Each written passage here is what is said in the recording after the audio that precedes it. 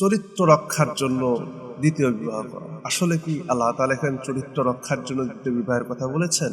তা কিন্তু না। চরিত্র রক্ষা এটা কেমন কথা? এটা একটি হাস্যকর শোনা। এখন আপনার কাছে কেমন লাগবে জানি না, কিন্তু এটা মনে হয় যে আসলে খুব হাস্যকর একটা বিষয়। কারণ দেশের চতুর্দিকে যদি লক্ষ্য করি, যারাই দ্বিতীয় বিবাহ করছেন বা একাধিক বিবাহ করছেন, আসলে কয়টি পরিবারের ভিতরে উভয় স্ত্রীর ভিতরে সমতা রক্ষা হচ্ছে, উভয় স্ত্রীকে সমান মর্যাদা দেওয়া হচ্ছে, উভয় স্ত্রীকে সমান অধিকার দেওয়া হচ্ছে? ভয়ে দেখা যায় যে দ্বিতীয় বিবাহ করার পরে প্রথম স্ত্রীকে অগ্রাধিকার দিচ্ছেন, অথবা দ্বিতীয় স্ত্রীকে অগ্রাধিকার দিচ্ছেন, অথবা শুরুর দিকে দ্বিতীয় স্ত্রীকে অগ্রাধিকার দিচ্ছেন, আবার কিছুদিন পরে ভালো লাগছেন আবার প্রথম স্ত্রীকে অগ্রাধিকার দিচ্ছেন। একসময় সে আবার একটিকে ছেড়ে দিয়ে আবার তৃতীয় বিবাহ করার জন্য সে চিন্তা ভাবনায় লিপ্ত হয়। এই যে চিন্তা ভাবনাগুলি, এই ধারণাগুলি, এখান থেকে মুসলিম সমাজের বের হয়ে আসা উচিত। সামর্থ্য বলতে কি বোঝানো হয়েছে? সামর্থ্য থাকলে বিবাহ করতে পারবে। এখন অনেকেই তো বিবাহ করে শুধুমাত্র শারীরিক চাহিদা মেটানোর জন্য। এখন শারীরিক চাহিদা তো মূল সামর্থ্য নয়। সামর্থ্য বলা হয়েছে যেহেতু রাসূল বলেছেন, ইয়া মা'আশারাশ শাবাব মান ইসতাতা'a মিনকুমুল বাআতা ফালিয়াতাযাওয়াজ। চ্যানেলটি সাবস্ক্রাইব করে আমাদের সঙ্গেই থাকুন। খুব গুরুত্বপূর্ণ একটি সামাজিক বিষয় নিয়ে কথা বলবো। বিশেষ করে আমরা দেখতে পাচ্ছি বিভিন্ন জায়গায় একাধিক বিবাহ নিয়ে অনেক কথা হচ্ছে। কেউ তো এমনভাবে বলছেন, সেদিন শুনলাম যে একজন বলছেন এক বিয়ে সাধারণ তাকওয়া, 2 বিয়ে ডবল তাকওয়া, 3 বিয়ে 3 ডবল তাকওয়া। আসলে কথাগুলি একদিকে যেমন হাস্যকর, অন্যদিকে ইসলামকে ছোট করা হয়, ইসলামের বিধানগুলিকে ছোট করা হয়। আবার এটাকে অস্বীকারও করা যাবে না। ইসলাম বিধান দিয়েছে 4 বিয়ে 4টি পর্যন্ত বিবাহ করতে পারবে একজন পুরুষ, কিন্তু তাই বলে এই নয় যে ইচ্ছা হলো আর করে ফেললাম। ইসলামিক বিধিনিষেধ সবকিছুকে মাথায় রেখে এরপরে আমাদেরকে এ বিষয়ে সিদ্ধান্ত নেওয়া উচিত। আমরা যদি দেখি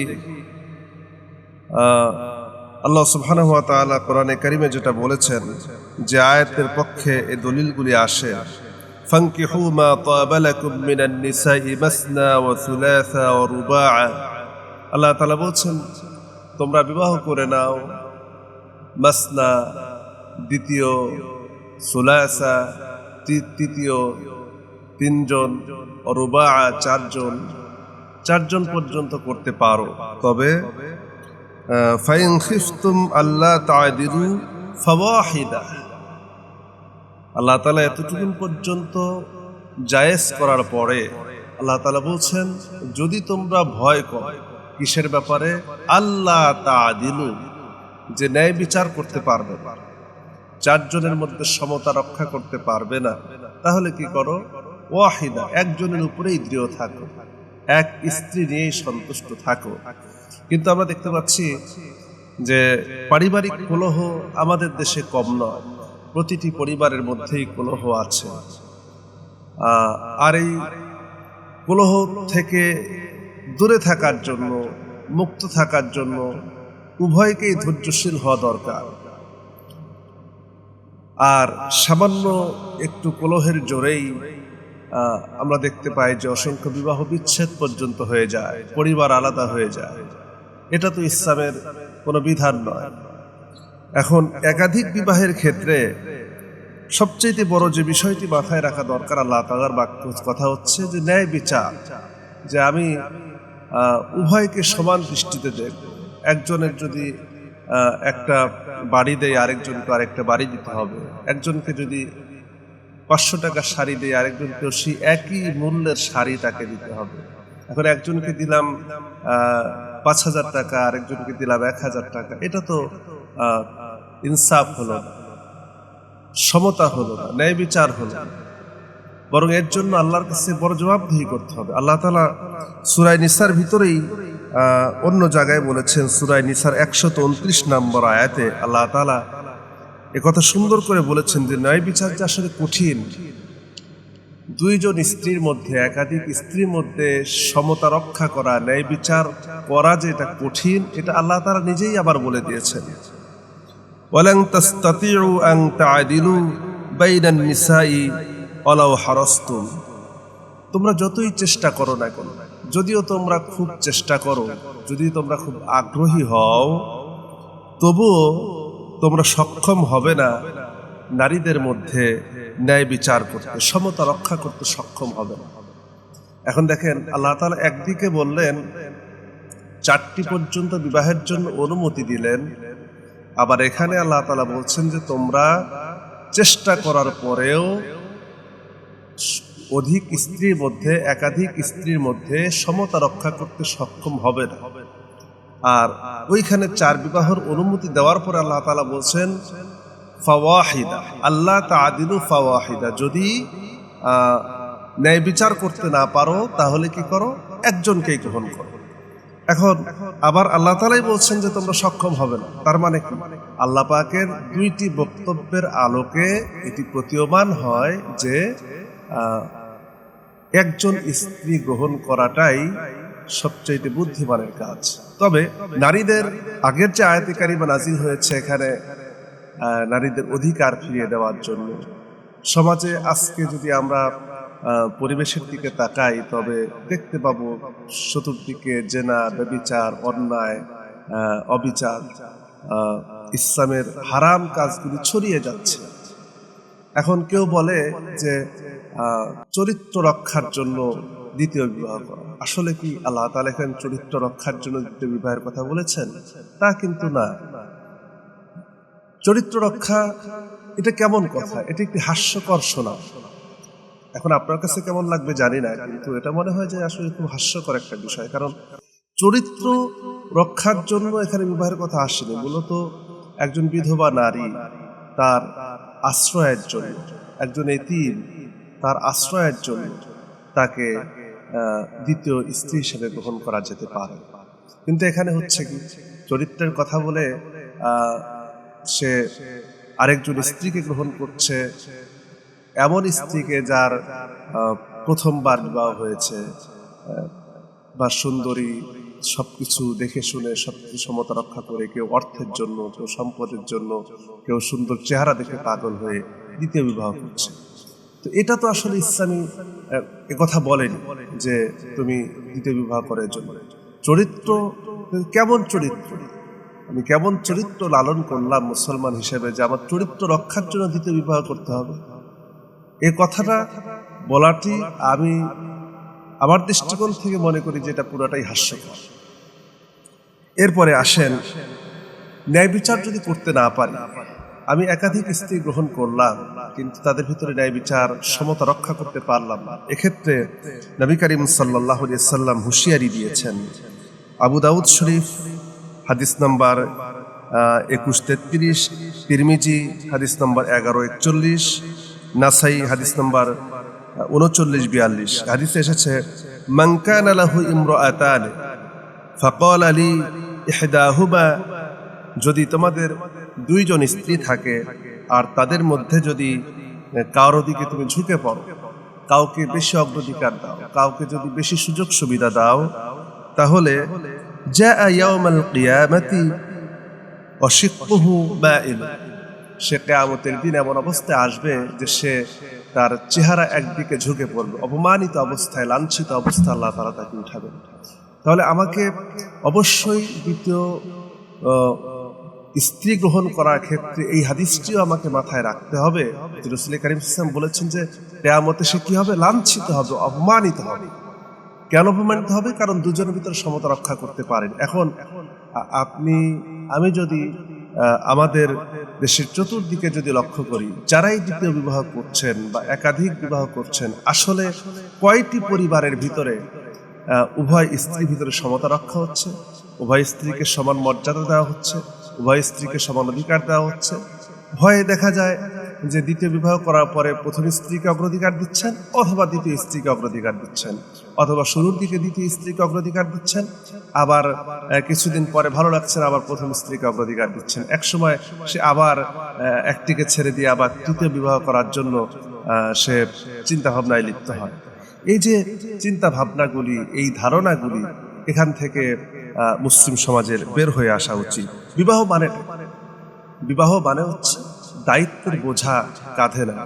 সামর্থ্য বলতে কি বোঝানো হয়েছে? সামর্থ্য থাকলে বিবাহ করতে পারবে। এখন অনেকেই তো বিবাহ করে শুধুমাত্র শারীরিক চাহিদা মেটানোর জন্য। এখন শারীরিক চাহিদা তো মূল সামর্থ্য নয়। সামর্থ্য বলা হয়েছে যেহেতু রাসূল বলেছেন ইয়া মা'আশারাশ শাবাব মান ইসতাতা মিনকুমুল বাআতা ফালিয়াতাযাওয়াজ, যে তোমাদের মধ্যে যাদের সামর্থ্য আছে তোমরা তারা বিবাহ করে নাও। এখন এই বিবাহ সামর্থ্য বলতে শারীরিক সক্ষমতা, এরপরে মানসিক সক্ষমতা, আর্থিক সচ্ছলতা, সকল দিক থেকে একটি সমতা বিধান হতে হবে, যেন কারো কষ্ট না হয়। একটি পরিবার যখন দায়িত্ব নিতে যাব তখন উভয়ের কষ্টকে লাঘব করার মতো সেই হিম্মত, সেই সাহসিকতা, সেই মানসিকতা, সেই ন্যায়পরায়ণতা থাকতে হবে। কেননা আল্লাহ তাআলা হাবিব বলেছেন ফাত্তাকুল্লাহ ফিন নিসা, নারীদের ব্যাপারে আল্লাহকে ভয় করো। নারীরা হচ্ছে, নারীদেরকে ফিতনার সঙ্গে তুলনা করা হয়েছে। রাসূল বলেছেন যে পৃথিবীতে অসংখ্য জাতি এই ফিতনার কারণে ধ্বংস হয়ে গিয়েছে। তারা ইসলাম আল্লাহ পাকের দিন থেকে খারিজ হয়ে গিয়েছে। তো এ ব্যাপারে তাদের ভিতরে যখনই এক দুটি পরিবারের ভিতরে বন্ধন অটুট না হবে, এখন দেখা যায় অধিকাংশ বিবাহ করে যে একজনকে গোপন রাখে, দ্বিতীয় স্ত্রী এক জায়গায় আছে, প্রথম স্ত্রী জানেই না। আবার হঠাৎ করে একদিন হয়তো জানাজানি হয়ে গেল, তখন পরিবারের প্রথম স্ত্রীর সাথে বিরাট কোন্দল বেঁধে যায়, একটি মনোমালিন্য তৈরি হয়, সম্পর্কের ঘাটতি আসে। তখন আবার এক শ্রেণীর ব্যক্তিরা ফতোয়া দিয়ে থাকেন যে তার ভিতরে ইসলামের জ্ঞান নাই, দ্বীনের জ্ঞান নাই, এলেম নাই, এজন্য সে এমনটি করছে। তো রাসূল কারীম সাল্লাল্লাহু আলাইহি ওয়াসাল্লামের উদাহরণ অনেক সময় টেনে থাকেন, আবার সাহাবায়ে কেরাম যারা দ্বিতীয় বিবাহ করেছেন সেগুলির উদাহরণ নিয়ে আসেন, আল্লাহ তাআলার অর্ডারের কথা নিয়ে আসেন। হ্যাঁ, আল্লাহ তাআলার এ কথাকে অস্বীকার করার কোনো সুযোগ নাই যে 4টি পর্যন্ত অনুমতি আছে। কেউ যদি অস্বীকার করে সে কাফের হয়ে যাবে, অস্বীকার করলে কাফের হয়ে যাবে। কিন্তু আপনি কি সেই জায়গায় পৌঁছতে পারছেন? আপনি একাধিক স্ত্রী গ্রহণ করছেন, কিন্তু আপনি কি উভয় পরিবারের কাছে উত্তম ব্যক্তি হতে পেরেছেন? আপনি রাসূলের সুন্নাহকে এখানে টেনে নিয়ে আসছেন, কিন্তু আমি কি আসলে সেই উত্তম ব্যক্তি হতে পেরেছি? যেমন রাসূল বলেছেন খয়রুকুম লি আহলি, যে তোমাদের মধ্যে সেই ব্যক্তি উত্তম যে তোমাদের পরিবারের কাছে উত্তম। আর আনা খয়রুকুম লি আহলি, আর আমি আমার পরিবারের কাছে উত্তম। হুজুরের একাধিক স্ত্রী ছিল, কিন্তু কোন স্ত্রী রাসূলের ব্যাপারে কখনো বাজে মন্তব্য করে নাই, খারাপ কথা বলে না। সকলকে সমানভাবে দিয়েছেন। 2টি খেজুর যদি একজন স্ত্রীকে দিতেন, বাকি সকল স্ত্রীকে 2টি করে খেজুর দিয়ে দিতেন। এই যে সকলের মধ্যে সমতা রক্ষা করা, এটি তো আমাদের মানবিক দৃষ্টিকোণ থেকে, মানবীয় গুণাবলী দিয়ে এটিকে রক্ষা করা অত্যন্ত কঠিন। শুধুমাত্র মনের খায়ের সাথে এটি করাই বাঞ্ছনীয় নয়, কারণ আমার দায়িত্ব আছে, আর দায়িত্ব প্রত্যেকটি মানুষের জন্য। কুল্লুকুম রাইন কুল্লুকুম মাসউলুন আন রাইয়াতিহি, প্রত্যেকেই দায়িত্বশীল। কিন্তু যখন আমি যদি আমার দায়িত্বের বোঝাকে বাড়িয়ে দিই, দায়িত্ব আল্লাহ তাআলা আমাকে যতটুকু দায়িত্ব দিয়েছেন আমি এতটুকুর মধ্যে আছি, কিন্তু যখন আমি দায়িত্বটাকে বৃদ্ধি করে নেব, এটা আমি আমার উপরে চাপিয়ে নিলাম, আর এই দায়িত্ব চাপায় নেওয়ার পরে যদি আমি সেখানে সমতা রক্ষা করতে না পারি, ইনসাফ করতে না পারি, তাহলে তো আমি একদিকে দায়িত্বহীন হয়ে গেলাম, অন্যদিকে জুলুমকারী হয়ে যাব। আর এই জুলুমকারীর হিসেবে আল্লাহর কাছে কিন্তু জবাবদিহি করতে হবে। এখন আমাদের সমাজে যেটা হচ্ছে, অধিকাংশ ক্ষেত্রে পুরুষরা দ্বিতীয় বিবাহ করছেন, একাধিক বিবাহ করছেন সংসার থেকে পালিয়ে বেড়াবার জন্য, মানে প্রথম সংসার থেকে পালিয়ে বেড়াবার জন্য দ্বিতীয় বিবাহ করেন। হয়তো চলে গেছে 3-4 দিন ধরে প্রথম স্ত্রীকে ব্যবসার কথা বলে চলে গিয়েছে, সে গোপনে দ্বিতীয় স্ত্রীর সঙ্গে সে সময় কাটাচ্ছে। এই যে এখানে আমি কি করলাম, একটি ধোঁকার আশ্রয় নিলাম। তো ধোঁকাবাজকে তো আল্লাহ তাআলা পছন্দ করেন না। আপনি করেন যদি আপনার সেই সামর্থ্য থাকে। আবার আল্লাহ অনুমতি দিয়েছেন আমি 4টি বিবাহ করতে পারি, এটা পুরুষের অহংকার প্রকাশ করতে চায় অনেকে, যে আমি কি না করতে পারি, দেখো আমি সব করতে পারি। বাস্তবতার বিষয় হচ্ছে যে অবশ্যই আপনি যখন করবেন সেটা যেন উভয় পরিবারের সম্মতি থাকে, উভয়ের ভিতরে সমতা রক্ষা করে চলতে পারেন। এখন অনেকে বলবেন যে ইসলাম কি এমন কথা বলেছে যে পুরুষকে প্রথম স্ত্রীর কাছ থেকে অনুমতি নিতে হবে না? আমি অনুমতির কথা বলছিলাম। আপনি প্রথম স্ত্রীর কাছ থেকে অনুমতি দেওয়ার বিধান ইসলামে নাই, যে অনুমতি এটা রাষ্ট্রীয় বিধান একসময় ছিল, যদিও এখন মনে হয় সেটি আবার শিথিল করা হয়েছে। তবে হ্যাঁ, অনুমতিটা মূল বিষয় না, কিন্তু আপনি তার সাথে কোন পর্যায়ে আছেন। আমি আমার মনে পড়লো যে আমি দেখেছি যে আমার এলাকায় একজন মুরব্বী ছিলেন, মারা গিয়েছেন। তো তিনি দ্বিতীয় বিবাহ করেছেন। তো 2 জন স্ত্রীর ভিতরে এত ভালো সম্পর্ক। তার প্রথম স্ত্রী ছিলেন তার সমবয়সী, আর দ্বিতীয় স্ত্রী যাকে গ্রহণ করেছিলেন সেই দ্বিতীয় স্ত্রী গ্রহণ করার ক্ষেত্রে তিনি নিজে থেকে দ্বিতীয় স্ত্রী গ্রহণ করেন নাই, বরং তার স্ত্রী স্বেচ্ছায় স্বামীকে দ্বিতীয় বিবাহ দিয়েছেন। এই যে পারিবারিক একটা বন্ধন অটুট রাখা, এবং তিনি মারা যাওয়ার পরেও দীর্ঘদিন পর্যন্ত তার 2 স্ত্রীর ভিতরে ভালো সম্পর্ক ছিল এবং এখনো আছে। প্রথম স্ত্রী মারা গিয়েছেন, কিন্তু তার সন্তানরা এখনো মায়ের মতো তাকে শ্রদ্ধা করে। যে পারিবারিক বন্ধন ঠিক রাখা। কিন্তু আপনি দেখেন যে আমাদের পারিপার্শ্বিকতায় যেগুলি ঘটছে, এখানে পারিবারিক বন্ধন কতটুকু ঠিক আছে। এখানে যদি এটা ঠিক না থাকে তাহলে তো আমি প্রকৃতপক্ষে আল্লাহর কাছে আসামি হয়ে যাব।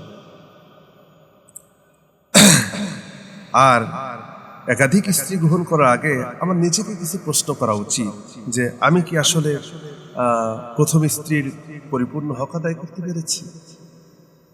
আমি এক স্ত্রী হকই পরিপূর্ণ আদায় করতে পারছি না। তার আর্থিক হক, শারীরিক চাহিদা, মানসিক চাহিদা সবকিছু পূরণ করতে পারছি না, তাকে সফল করতে পারছি না।